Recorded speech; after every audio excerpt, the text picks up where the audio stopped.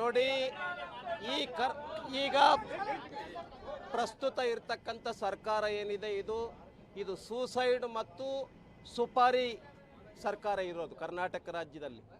ಇದು D K Shivakumar ಮತ್ತು ಸಿದ್ದರಾಮಯ್ಯ ಸರ್ಕಾರ ಏನಿದೆ ಇದು ಸೂಸೈಡ್ ಮತ್ತು ಸುಪಾರಿ ಸರ್ಕಾರ ಇದೆ. ಮಹಿಳೆಯರು ಆತ್ಮಹತ್ಯೆ ಮಾಡ್ಕೊಳ್ತಿದ್ದಾರೆ. ಇವತ್ತು ಗದಗ್ನಲ್ಲಿ ಒಬ್ಬ ಗುತ್ತಿಗೆದಾರ ಇಂಜಿನಿಯರ್ ಆತ್ಮಹತ್ಯೆ ಮಾಡ್ಕೊಂಡಿದ್ದಾನೆ. ಮೊನ್ನೆ ಸಚಿನ್ ಪಾಂಚಾಳ್ ಸಹ ಆತ್ಮಹತ್ಯೆ ಮಾಡ್ಕೊಂಡಿದ್ದಾನೆ. ಈ ಥರ ಅನೇಕರು ಆತ್ಮಹತ್ಯೆ ಮಾಡ್ಕೊಳ್ತಿದ್ದಾರೆ. ಆದರೂ ಈ ಸರ್ಕಾರ ಹೇಳ್ತಾ ಇದೆ, ಯಾರು ಪ್ರಿಯಾಂಕಾ ಖರ್ಗೆ ಹೇಳ್ತಾ ಇದ್ದಾರೆ, ನೀವು ಅಂಗಿ ಹರ್ಕೊಂಡ್ರು ನಾನು ರಾಜೀನಾಮೆ ಕೊಡಲ್ಲ ಅಂತ. ಈ ಥರ ಅಮಾನವೀಯತೆಯನ್ನು ನಮ್ಮ ರಾಜ್ಯದ ಜನ ಯಾವತ್ತೂ ನೋಡಿರಲಿಲ್ಲ. ಅನೇಕರು ಕಷ್ಟದಲ್ಲಿ ಇರ್ತಕ್ಕಂಥವ್ರು ಪರಿಹಾರ ಸಿಗದೇ ಆತ್ಮಹತ್ಯೆ ಮಾಡ್ಕೊಳ್ತಾ ಇದ್ದಾರೆ.